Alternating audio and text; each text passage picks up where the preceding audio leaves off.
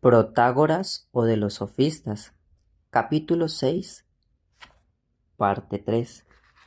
A todos mis suscriptores les agradezco por su permanencia y les agradezco por su tiempo, pero también soy humano y también tengo responsabilidades.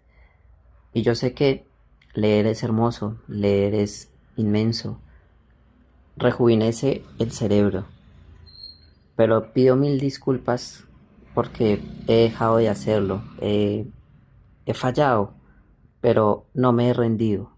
Entonces, sé que este libro es quizás un poco difícil o interpretarlo o leerlo. Sin embargo, no me voy a rendir, así pasen 1000 años, lo voy a terminar. Pido mil disculpas por la impertinencia del tiempo y muchas gracias por escuchar. Ahora sí, comenzamos con esta parte 3.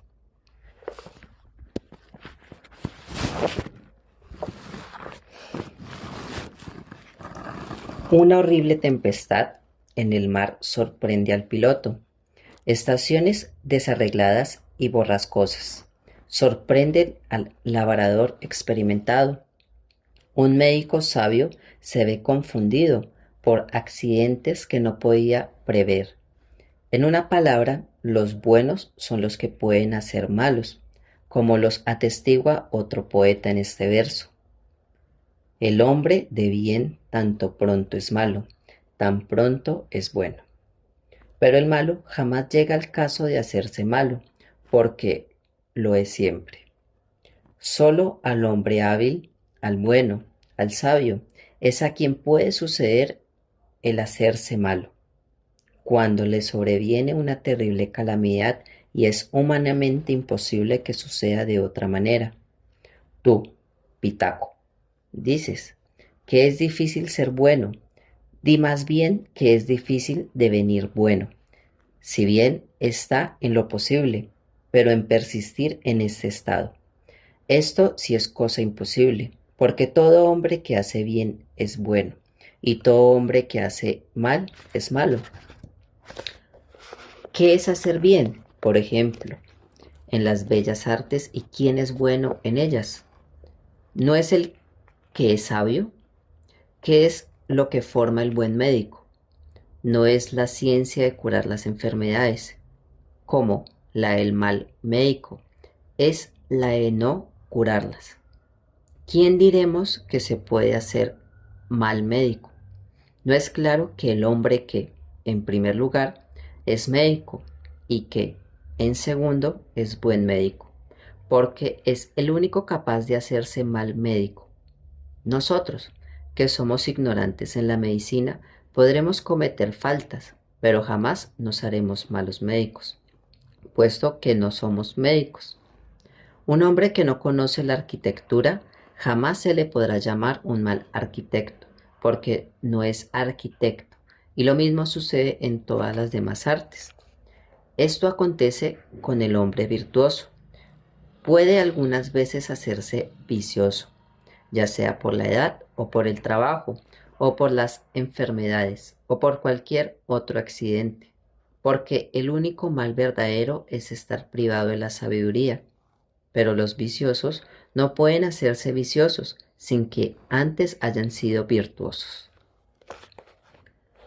El único objeto del poeta en este pasaje es hacer ver que no es posible ser virtuoso, es decir, perseverar siempre en este estado, pero que es posible hacerse o devenir virtuoso. ¿Cómo es posible devenir vicioso? Lo que más perseveran en la virtud son los que los dioses aman, que todo esto se dice contra Pitaco. Lo muestra más claramente lo que resta del poema, porque Simónides añade: esta es la razón por que no me cansaré en buscar lo que es imposible encontrar, y no consumiré mi vida lisonjeándome con la inútil esperanza de ver un hombre sin tacha entre los mortales, que viven de los frutos de los mortales, que viven de los frutos de la que la fecundidad de la tierra nos proporciona. Si le encuentro, os le diré. En todo su poema se fija tanto en esta sentencia de Pitágoras, que dice enseguida: yo, a todo hombre que no comete acción vergonzosa, de buena gana le alabo, le quiero, pero la necesidad es más fuerte que los dioses mismos. Todo esto se dice contra Pitágoras.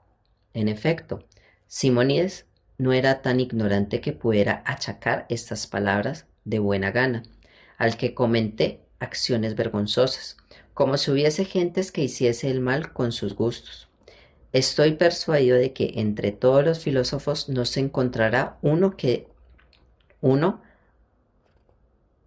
diga que haya hombres que pecan de buena gana. Saben todos que los que cometen faltas lo hacen a pesar suyo. Simónides no dice que alabará a aquel que no comete el mal de buena gana, sino que estas palabras se las aplica a sí mismo, porque estaba persuadido de que muchas veces sucede que un hombre de bien tiene que hacerse violencia a sí mismo para amar y alabar a ciertas gentes. Por ejemplo, un hombre tiene un padre y una madre muy irracionales, una patria injusta o cualquier otro disgusto semejante. Si es un mal hombre, ¿qué hacer? En primer lugar, es fácil que esto suceda, y en segundo, su primer cuidado es quejarse públicamente y hacer conocer a todo el mundo el mal proceder de su padre y de su madre, o la injusticia de su patria, para ponerse a cubierto por ese medio del mal juicio que justamente se formaría de él por su falta de miramiento, para con ellos, con la misma intención, pondera los motivos de que queja y añade un odio voluntario a esta enemistad forzada. La conducta de un hombre de bien en tales ocasiones es muy diferente. Hace por ocular y encubrir los defectos de su padre y de su patria, y, lejos de quejarse de ellos, tienen bastante poder sobre sí propio para hablar con honor de los mismos. Y si alguna injusticia que clame al cielo le ha forzado a ponerse en pugna con ellos, se representa todas las razones que puedan tranquilizarle y traerle a buen camino hasta que, dueño de su resentimiento, les haya restituido toda su terneza y les respete como antes. Estoy persuadido de que Simónides mismo se ha encontrado muchas veces en la necesidad de alabar a un tirano o a cualquier otro notable personaje, lo que ha hecho por conveniencia, pero lo ha hecho a pesar suyo. Y aquí el lenguaje que usa dirigiéndose a Pitaco. Cuando te reprendo, Pitaco, no es porque tenga yo inclinación a reprenderte. Por el contrario, a mí me basta que un hombre no sea malo o inútil, que tenga sentidos y que conozca la justicia y las leyes. No gusto de reprender porque la raza de los necios es tan numerosa que si tuviera uno placer en reprender sería cosa de nunca acabar.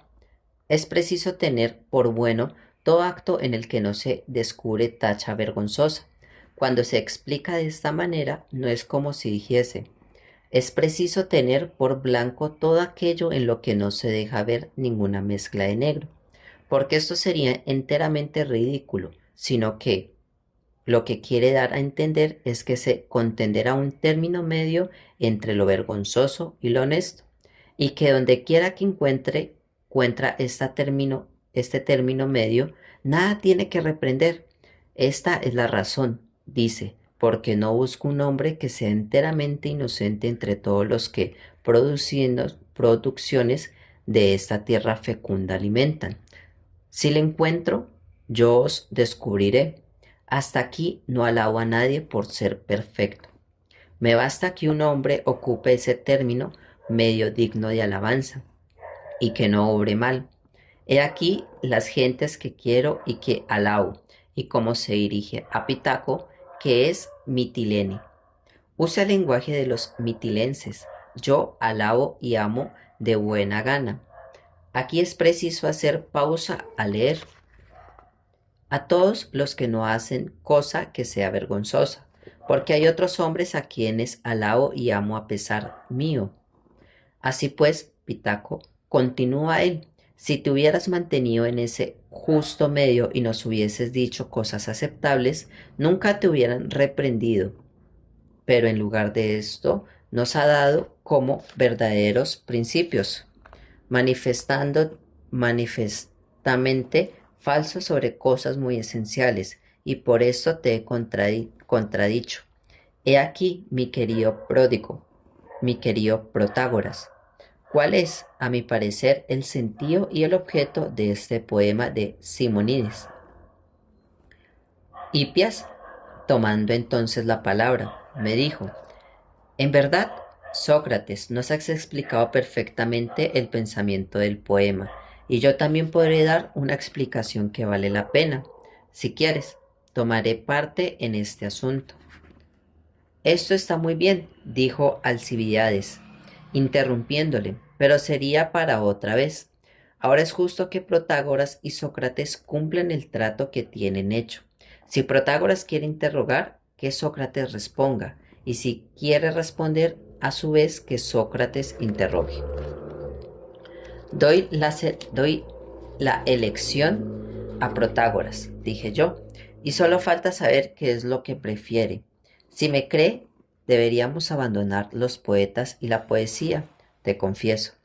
Protágoras, que tendría el mayor placer en profundizar contigo la primera cuestión que te propuse, porque si continuáramos hablando de poesía, nos equiparíamos a los ignorantes y al vulgo, cuando se convidan a comer los unos a los otros, como no son capaces de hablar entre sí de cosas que lo merezcan ni alimentar la conversación, guardan silencio y alquilan voces para entretenerse, haciendo crecidos gastos.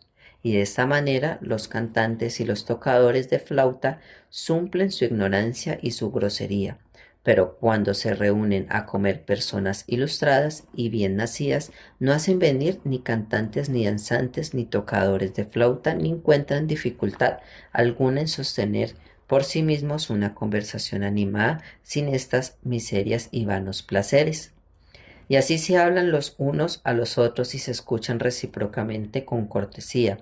En el acto mismo en que se excitan a apurar los pasos, lo mismo debe suceder en esta asamblea, compuesta en su mayor parte de personas que no tienen necesidad de recurrir a voces extrañas ni a los poetas, a quienes no se pueden exigir que den razón de lo que dicen y a los que la mayor parte de los que le citan atribuyen unos un sentido, otros otro, sin que jamás puedan convencerse ni ponerse de acuerdo.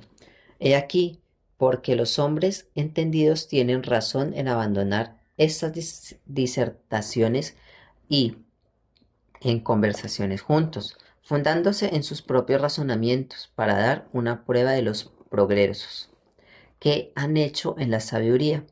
Este es el ejemplo de Protágoras que tú y yo debemos seguir. Dejando, pues, aparte los poetas, hablaremos aquí entre nosotros para ver a qué altura se halla nuestro espíritu y hasta qué punto podremos descubrir la verdad. Si quieres preguntarme, estoy dispuesto a responderte. Si no, permíteme que yo te pregunte y trataremos de llevar a buen término la indagación que hemos interrumpido. Luego que yo hablé de esta manera, Protágoras no sabía qué partido tomar y no se decidía. Alcibiades, dirigiéndose a Calias: ¿crees?, le dijo, que Protágoras obra bien en no declararnos lo que quiere hacer, si interrogar o responder. En mi concepto, no. Que continúe la conversación o que declare que renuncia a ella, para que sepamos a qué atenernos respecto de él, y que Sócrates converse con otros, con alguno de los presentes, con el primero que se ofrezca. Entonces Protágoras, abochornado, según me apareció, al oír hablar de esa manera a Alcibiades, y viéndose solicitado por Calias y casi por todos los que estaban presentes, se resolvió en fin, aunque con disgusto a entrar en discusión y me suplicó que le interrogara. Comencé por decirle: Protágoras, no te imagines que quiera yo conversar contigo con otro objeto que con el de profundizar materias sobre las que dudo aún todos los días, porque estoy persuadido de que Homero ha dicho con razón: cuando van dos, uno se anticipa al otro en advertir lo que conviene. En efecto, nosotros, mortales, como somos cuando estamos reunidos, tenemos más facilidad para todo lo que queremos hacer, decir o pensar. Un hombre solo, desde el momento en que imagina una cosa, busca siempre alguno para comunicarle sus pensamientos y fortificarlos, hasta que ha encontrado lo que buscaba. He aquí porque converso yo contigo con más gusto que con ningún otro, por estar persuadido de que tú, mejor que nadie, has examinado todas las materias que un sabio está por deber obligado a profundizar, y particularmente todo lo que tiene en relación con la virtud. Ah, ¿a quién habremos de dirigirnos sino a ti?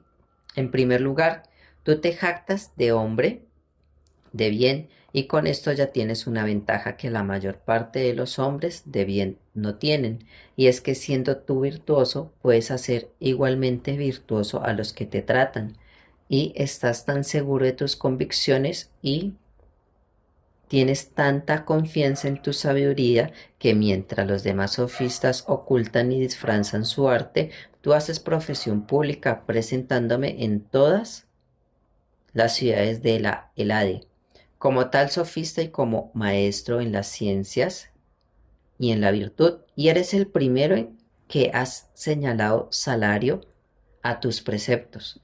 ¿Cómo no recurre a ti para el examen de las cosas que tratamos de averiguar? ¿Cómo puedo dejar de estar impaciente por hacer preguntas y comunicarme mis dudas? Yo no puedo de hacerlo, menos de hacerlo, y ardo en el deseo de que hagas recordar cosas que ya te he preguntado y que me expliques las que aún tengo que preguntarte. La primera cuestión que te propuse, sin mal no recuerdo, era la siguiente. La ciencia, la templanza, el valor, la justicia y la santidad son nombres que se aplican a un solo y mismo objeto, o cada uno de estos nombres designa una esencia particular que tiene propiedades distintas y es diferente de las otras cuatro. Tú me has respondido que estos nombres no se aplicaban a un solo y mismo objeto, sino que cada uno servía para marcar una cosa distinta y que designaba cada uno una parte de la virtud, no como las partes del oro, que todas se parecen al todo, del que son partes, sino una parte semejante como las partes del semblante, que siendo partes del mismo no se parecen al todo, y cada una tiene sus propiedades. Dime ahora si permaneces en la misma opinión y si has variado. Explícame tu pensamiento, porque no quiero llevar las cosas a todo rigor y te dejo en plena libertad de decirte. No me sorprenderá que tú al principio me hayas expuesto ciertos principios con solo la idea de tantearme. Te digo muy seriamente, Sócrates, me respondió Protágoras, que esas 5 cualidades que has nombrado son partes de la virtud verdaderamente. Hay 4 que tienen alguna relación entre sí, pero el valor es muy diferente de las otras. Y aquí por donde conocerás que digo verdad. Encontrarás a muchos que son muy injustos, muy impíos, muy corrompidos y muy ignorantes, y que, sin embargo, tienen un valor admirable. Alto, le dije, porque es preciso examinar lo que das por sentado. Llamas valientes a los que tienen audacia, ¿no es así? Sí, y a todos los que, sin mirar adelante, van donde los demás no se atreven a ir. Veamos, pues, ¿no llamas la virtud una cosa bella y no te precias de enseñarla en este concepto? Sí, como cosa muy bella la enseño, si no sería preciso que hubiera perdido yo el juicio. Pero esta virtud es bella, en parte y en parte fea, o es todo bella. Es todo bella y muy bella. ¿Conoce gentes que se arrojan de cabeza en los pozos? Sí, los buzos. Hacen esto porque es un oficio que ellos saben o por alguna otra razón, porque es un oficio que saben. ¿Cuáles son los que combaten bien a caballo? ¿Son los que saben o los que no saben manejar un caballo? Los que saben, sin duda. ¿No sucede lo mismo con los que combaten con el broquel escotado? Sí, seguramente. Y en todas las demás cosas sucede lo mismo. Los que las saben son más firmes que los que no las saben. Y las mismas tropas después que han sido disciplinadas son más atrevidas que eran antes de disciplinarse. Pero, le dije, ¿has visto hombres que sin haber aprendido nada de todo esto sean sin embargo muy atrevidos en todas ocasiones? Sí, seguramente lo he visto y muy atrevidos. ¿No llamas a estos hombres tan audaces hombres valientes? No te fijes en eso, Sócrates. El valor en tal caso sería una cosa fea, porque sería una locura. Pero, le dije, ¿no has llamado valientes a los hombres audaces? Sí, y lo repito. Sin embargo, estos hombres audaces te parecen locos y no valientes, y por el contrario, los más instruidos te han parecido los más audaces. Si estos son los más audaces, son los más valientes, según tus principios, y por qué consiguiente la sabiduría y el valor son la misma cosa. ¿No te acuerdas bien, Sócrates, de lo que yo te he respondido? Me has preguntado si los hombres valientes eran atrevidos. Te he dicho que sí. Pero no me has preguntado si los hombres atrevidos eran valientes, porque si me lo hubieras preguntado te lo hubiera respondido que no lo son todos.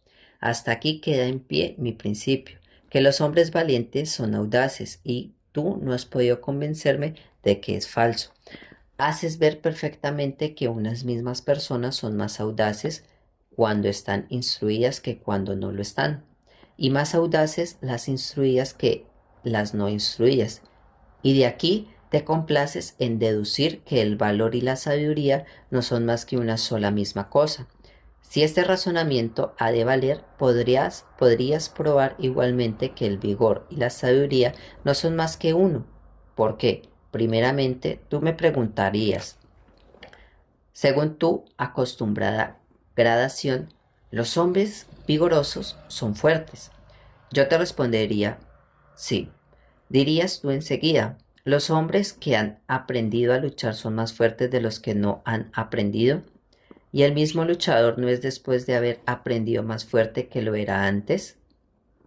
Yo respondería que sí, de estas dos cosas que te he concedido valiéndote de los mismos argumentos. Te sería fácil deducir estas consecuencias que, por mi propia confesión, la sabiduría y el vigor son una misma.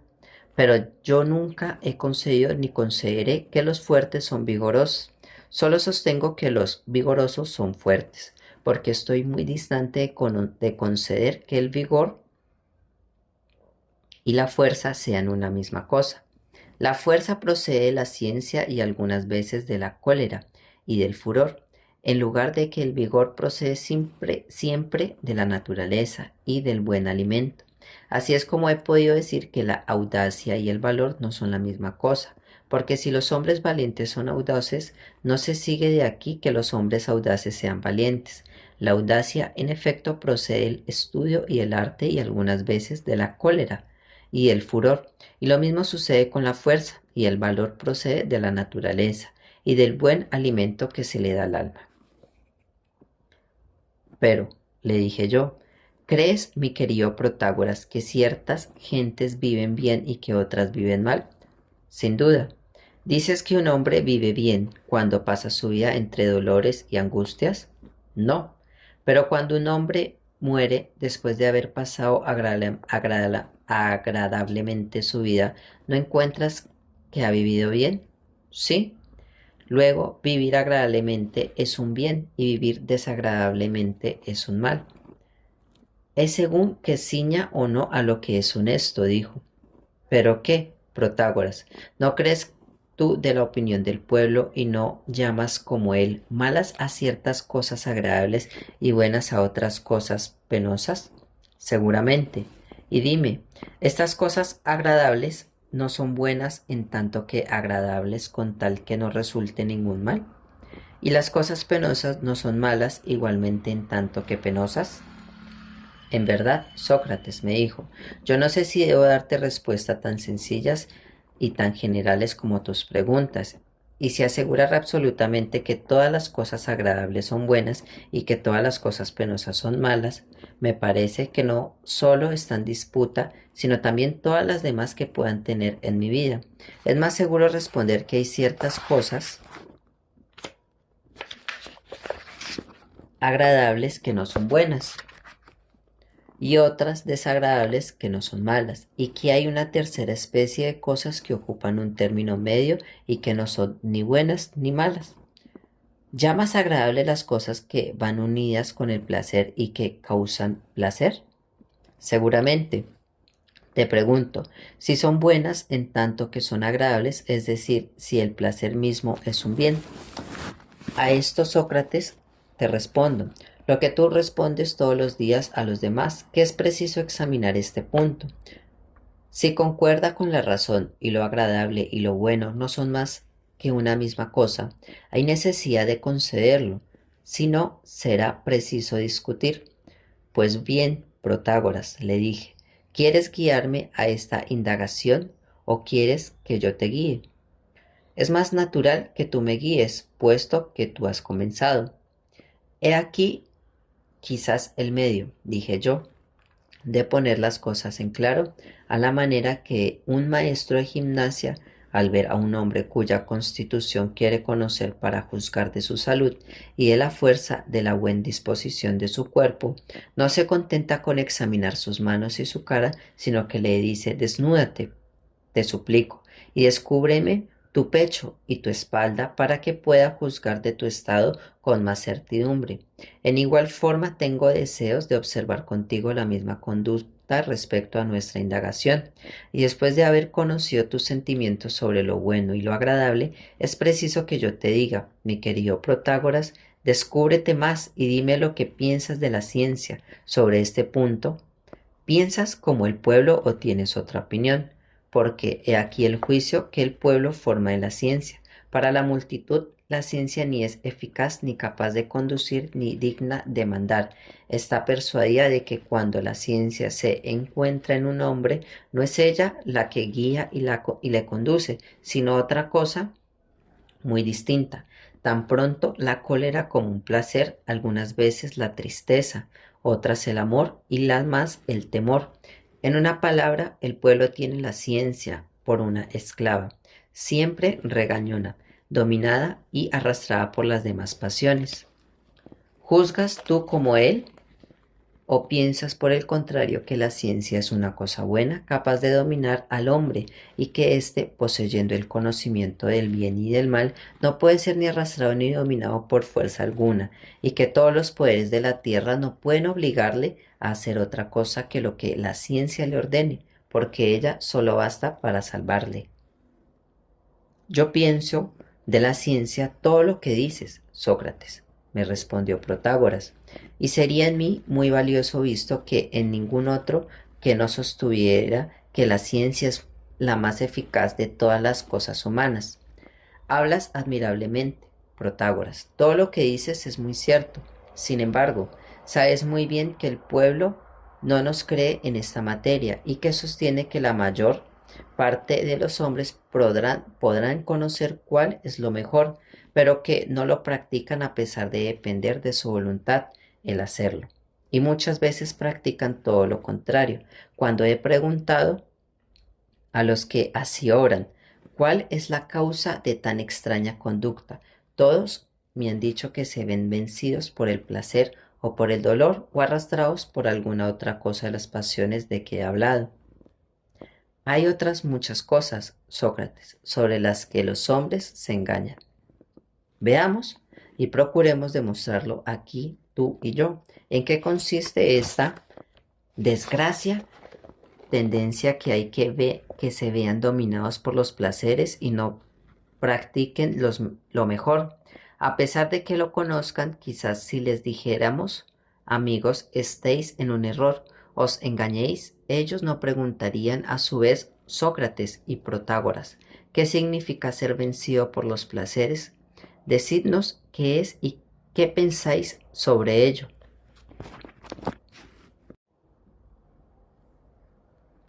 Como Sócrates, estamos obligados a examinar la opinión del pueblo, que dice a la ventura todo lo que se viene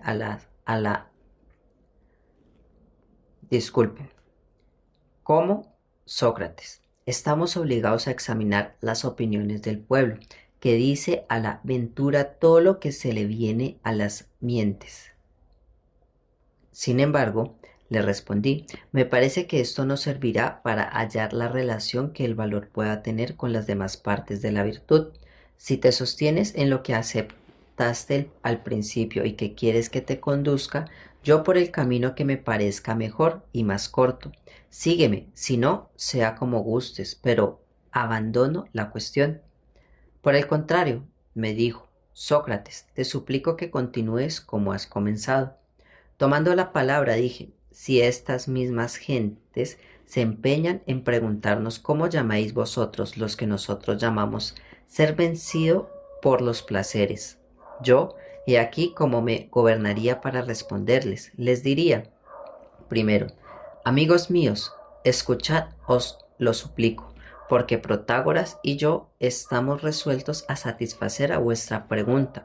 No sucede esto todas las veces que, atraídos por los placeres de la mesa o por del amor que os parecen muy agradables, sucumbís a la tentación. Aún sepáis muy bien que estos placeres son malos y peligrosos. No dejarían ellos de responder en este mismo sentido.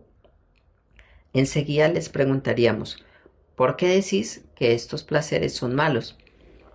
Es porque os causan una especie de placer en el momento de gozarlos, o bien es porque enseguida engendran enfermedades y son causas de 1000 males funestos, como la pobreza, por ejemplo. Si ellos no fuesen seguidos de ninguno de estos males y solo os causarán placer, los llamaréis siempre malos en el acto mismo en que os fueren del todo agradables. Figurémonos, Protágoras, que no nos den otra respuesta, sino que los placeres no son malos por el gozo que causan en el acto, sino por las enfermedades y demás accidentes que arrastran tras de sí. Estoy persuadido, dijo Protágoras, de que eso es lo que responderían casi todos. Arruinado vuestra salud, añadiría yo, ¿no os produce algún dolor como la pobreza misma? Yo creo que en esto convendrían. Sin duda, dijo Protágoras.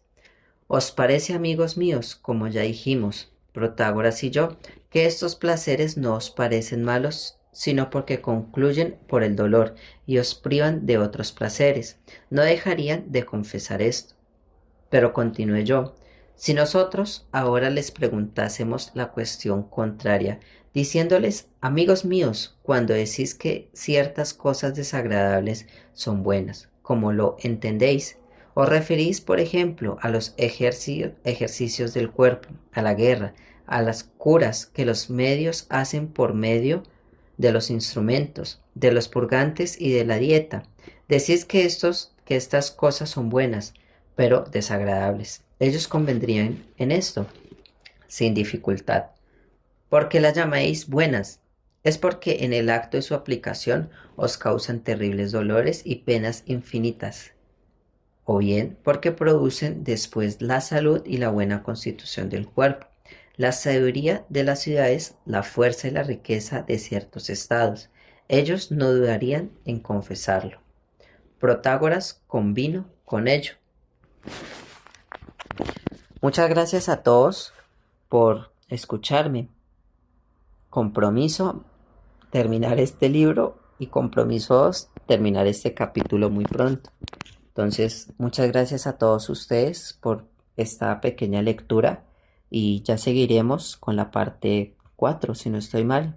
Bendiciones a todos.